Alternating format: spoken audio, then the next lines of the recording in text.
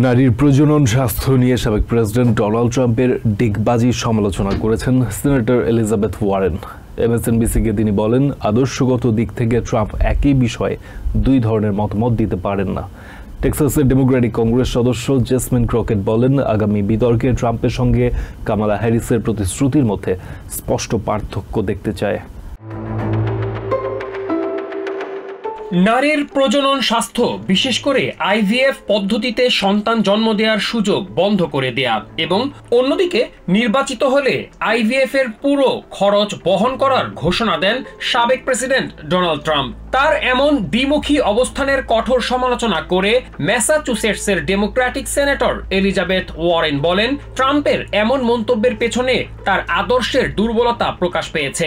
কট্টর রিপাবলিকানদের সামনে গিয়ে IVF নিষিদ্ধের কথা বলছেন ট্রাম্প, অন্যদিকে সংখ্যাগরিষ্ঠ ভোটারদের কাছে গিয়ে তা বহাল রাখার প্রতিশ্রুতি দিচ্ছেন সাবেক প্রেসিডেন্ট, এমন অভিযোগ করেন সেনেটর ওয়ারেন। আগামী 10 সেপ্টেম্বর ট্রাম্পের সঙ্গে প্রথম বিতর্কে মধ্যবিত্তদের নিয়ে কামালা হ্যারিসের অবস্থান আরও সুস্পষ্ট করার আহ্বান জানিয়েছেন টেক্সাসের ডেমোক্রেটিক কংগ্রেস সদস্য জেসমিন ক্রকেট। তিনি বলেন, এই বিতর্কে ট্রাম্পের সঙ্গে কামালা হ্যারিসের প্রতিশ্রুতির মধ্যে স্পষ্ট পার্থক্য দেখতে চায় মধ্যবিত্ত শ্রেণী। বিশেষ করে আবাসন, সুদের হার সহ নানা বিষয় নিয়ে মধ্যবিত্তদের জন্য কি পরিকল্পনা নিয়েছেন ডেমোক্রেটিক প্রেসিডেন্ট প্রার্থী, বিতর্কে তা তুলে ধরার পরামর্শ দেন কংগ্রেস সদস্য। তরুণ ভোটারদের উজ্জীবিত করতে কামালা হ্যারিসের উদ্যোগের প্রশংসা করেছেন দেশের একমাত্র জেনজি কংগ্রেসম্যান ম্যাক্সওয়েল ফ্রস্ট। বিভিন্ন ব্যাটল গ্রাউন্ড স্টেটে কলেজ শিক্ষার্থীদের মধ্যে প্রচারণা চালাতে গিয়ে নিজের অভিজ্ঞতার কথা তুলে ধরেন তিনি। ফ্রস্ট বলেন, কামালা হ্যারিস আগে থেকেই বিভিন্ন কলেজ পরিদর্শন করে তরুণ ভোটারদের মধ্যে নিজের জায়গা সৃষ্টি করে নিয়েছেন। দীর্ঘদিন এসব ভোটার অবহেলিত থাকলেও কামালা হ্যারিস নানাভাবে তাদের আকৃষ্ট করতে সক্ষম হয়েছেন বলে দাবি করেন congressman Frost. President Joe Biden ব্যর্থ না হলে আগামী প্রেসিডেন্ট নির্বাচনে অংশ নেওয়ার প্রয়োজন ছিল না বলে জানিয়েছেন সাবেক প্রেসিডেন্ট ডোনাল্ড ট্রাম্প। শুক্রবার মামস ফর লিবার্টির এক অনুষ্ঠানে তিনি এই কথা জানান। ট্রাম্প বলেন, বাইডেন দেশের ইতিহাসের সবচেয়ে ব্যর্থ প্রেসিডেন্ট।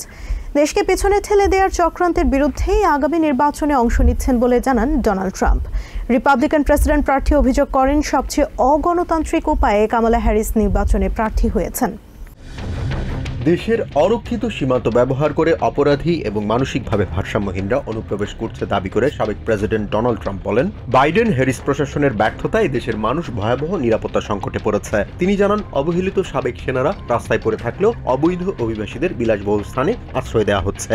প্রেসিডেন্ট জো বাইডেন ব্যর্থ না হলে প্রেসিডেন্ট নির্বাচনে অংশ নেওয়ার প্রয়োজন ছিল না জানিয়ে ট্রাম্প বলেন, সন্দেহাতীতভাবে বাইডেন দেশের ইতিহাসের সবচেয়ে ব্যর্থ প্রেসিডেন্ট। তিনি বলেন, বাইডেন সফল হলে তার চেয়ে বেশি খুশি আর কেউ হতো না। বাইডেন এবং হ্যারিসের সীমাহীন ব্যর্থতার দায় দেশের জনগণ নেবে না বলেও জানান ট্রাম্প। 2020 সালের নির্বাচনে জয়ী হলে এবারের নির্বাচনে প্রতিদ্বন্দ্বিতা করতেন না উল্লেখ করে ট্রাম্প বলেন, জয় ছিনিয়ে নিয়ে দেশকে পেছনে ঠেলে দেওয়ার চক্রান্ত রুখে দিতেই আগামী নির্বাচনে অংশ নিচ্ছেন তিনি। ট্রাম্পের দাবি, গত নির্বাচনে কয়েক মিলিয়ন ভোট বেশি পেয়েও তাকে পরাজিত করা হয়। ডেমোক্রেটরা গণতন্ত্র নিয়ে নানা ধরনের কথা বললেও তারা নিজেরাই এর চর্চা থেকে দূরে অবস্থান করছে জানিয়ে ট্রাম্প বলেন, বাইডেনের প্রার্থিতা থেকে সরে যাওয়ার পর সবচেয়ে অগণতান্ত্রিক উপায়ে কামালা হ্যারিস প্রার্থী হয়েছেন।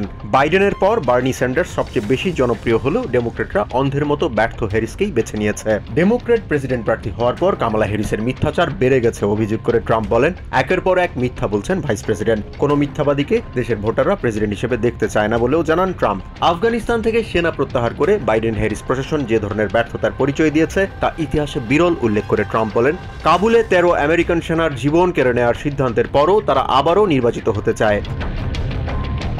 ক্যাপিটল হিলে দাঙ্গার মামলায় সাবেক প্রেসিডেন্ট ডোনাল্ড ট্রাম্পকে দায়মুক্তি দেয়া হলেও তার বিরুদ্ধে নতুন আবেদন জমা দিয়েছেন স্পেশাল কাউন্সিল জ্যাক স্মিথ।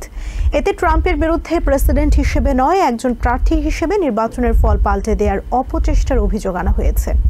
2025 সালের আগে এই মামলার কাজ শুরু না করার আবেদন জানিয়েছেন ট্রাম্পের অ্যাটর্নিরা। আগামী সপ্তাহে ডিসি ফেডারেল কোর্টের বিচারক তানিয়া চাতকিন এ বিষয়ে সিদ্ধান্ত নেবেন। নির্বাচনী ফলাফল পাল্টে দিতে 2021 সালের 6 জানুয়ারি ক্যাপিটল হিলে হামলা মামলায় চলতি বছরের 1 জুলাই সুপ্রিম কোর্ট তৎকালীন প্রেসিডেন্ট হিসেবে ডোনাল্ড ট্রাম্পকে দায়মুক্তি দিলেও নতুন মোড় নিয়েছে তা। ডিসি ফেডারেল কোর্টে নতুন করে 4টি অভিযোগ দায়ের করেছেন স্পেশাল কাউন্সিল জ্যাক স্মিথ। এতে আগের অভিযোগগুলোর পরিধি কমিয়ে আনলেও প্রেসিডেন্ট হিসেবে নয়, রাজনৈতিক প্রার্থী হিসেবে ট্রাম্পের অবস্থান নিয়ে প্রশ্ন তোলা হয়েছে। আইন বিশেষজ্ঞ এবং সাবেক ইউএস আর্মি প্রসিকিউটর গ্লেন ক্লিশেনার জানান, জ্যাক স্মিথ এবং ট্রাম্পের অ্যাটর্নি 10 পৃষ্ঠার যে যৌথ ফাইল আদালতে জমা দিয়েছেন সেখানে স্মিথ স্পষ্ট করে জানিয়েছেন 6 জানুয়ারি ট্রাম্পের অপরাধের সব তথ্য ফাঁস করতে প্রস্তুত আছেন তিনি। ট্রাম্পের ডিফেন্স অ্যাটর্নিদের পক্ষ থেকে আবেদন করা হয়েছে এই মামলার বিষয়ে নির্বাচনের পর শুনানির।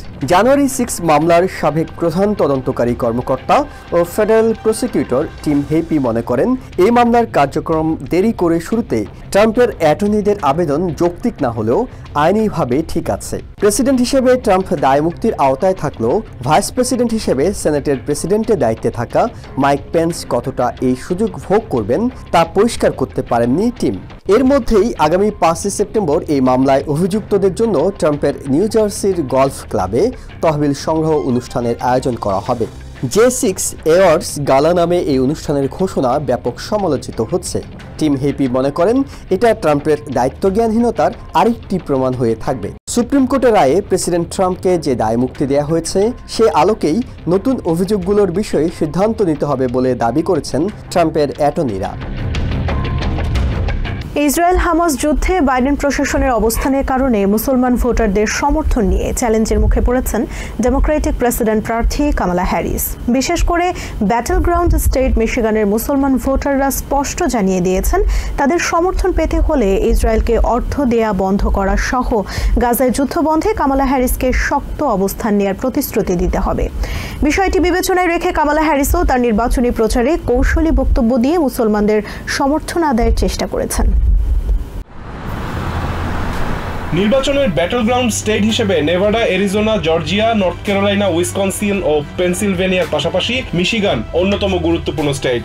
নির্বাচনে এই স্টেটগুলোর ফলাফলের উপর অনেকটাই প্রেসিডেন্ট প্রার্থীর জয় পরাজয় নির্ধারণ করে। এবারও এর ব্যতিক্রম হবে না, তবে এবারে নির্বাচনে অন্যতম নিয়ামক হয়ে দাঁড়াবে এসব স্টেটের মুসলিম কমিউনিটির ভোট। বিশেষ করে মিশিগানে আরব কমিউনিটির ভোট ফলাফল নির্ধারণে পার্থক্য গড়ে দেবে বলে ধারণা করা হচ্ছে। আর এই মুসলিম ভোটাররা ইসরায়েল হামাস যুদ্ধ বন্ধে যে প্রার্থী কার্যকরী পদক্ষেপ নেওয়ার প্রতিশ্রুতি দেবেন তার পক্ষেই রায় দেওয়ার সিদ্ধান্ত নিয়েছেন।